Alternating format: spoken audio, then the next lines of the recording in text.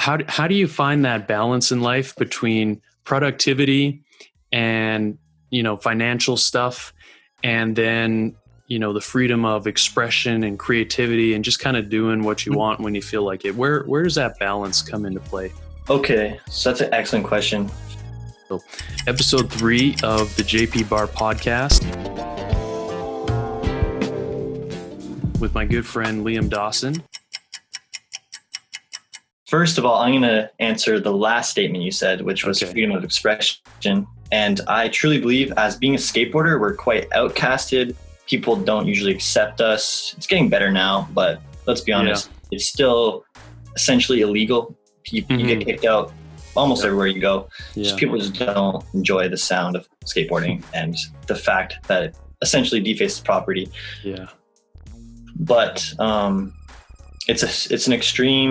it's a really great way to release, to find some form of meditation and be able to collaborate with people without being on a team, so to speak. Yeah. And the self-expression, I think, for me, is a little more free-spirited because of skateboarding and the fact that we are individuals who kind of define our own style.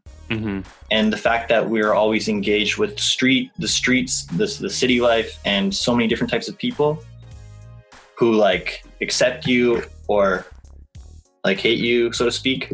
Yeah. You're able to mingle and play with so many different personalities that you kind of formulate a very free-spirited method to living, and that you're not as afraid of judgment because there was no groups that you're trying to fit into because everyone just kind of accepted who you were. Yeah. So you kind of are able to formulate your own style more effectively.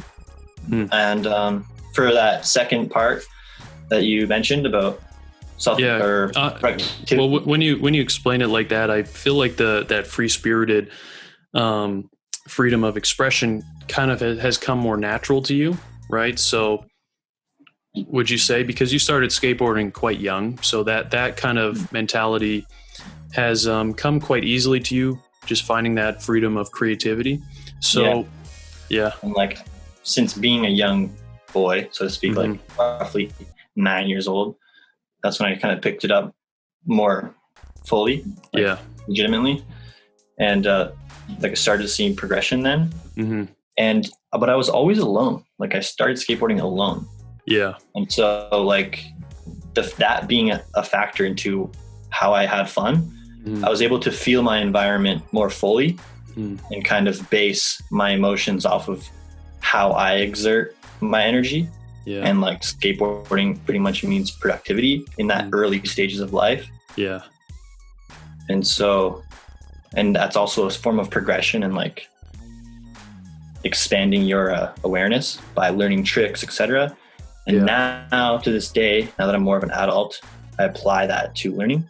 Oh, okay. So skateboarding, I feel productive skateboarding. But I see what you mean. So it kind of ties into learning. Both, right? It's not like if you're a skateboarder, all you know is like free-spiritedness, but it's actually kind of ingraining, or at least that's been your experience, where it's ingrained that mindset of how to be productive and that feeling of knowing when you're doing something effectively, right? Like achievement.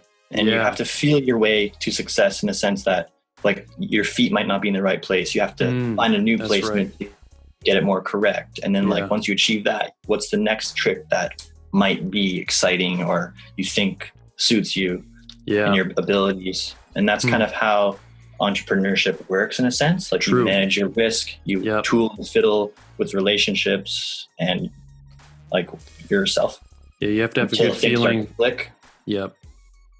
Yeah, that's really great stuff, man. I always love hearing your experience with skateboarding because, it's something that I got quite interested in, but I was interested in like the culture of it, the style, the clothing, the brand, the characters in it. The skateboarders themselves were always quite cool people, and skateboarding kind of started to cross over more into the mainstream, right? Like West 49 and those clothing stores. That was like the place to shop if you were like in middle school, even if you weren't a skateboarder.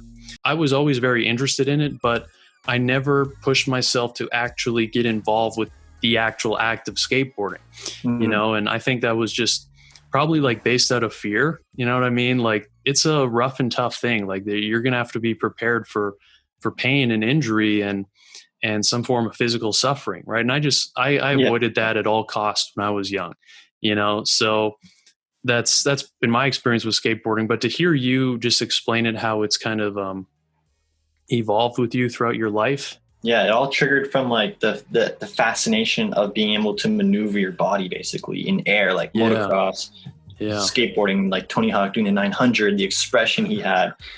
And that was entirely him just achieving what he set out to do alone, basically. Yeah. And it just like triggered such like an emotion in my brain. Mm-hmm. So it was pretty exciting. It's kind of how it began. Yeah, for sure. I think that's helped a lot with your self-awareness, as well as later on, like you mentioned, the intensive self-education, thanks to libraries and YouTube and whatnot. So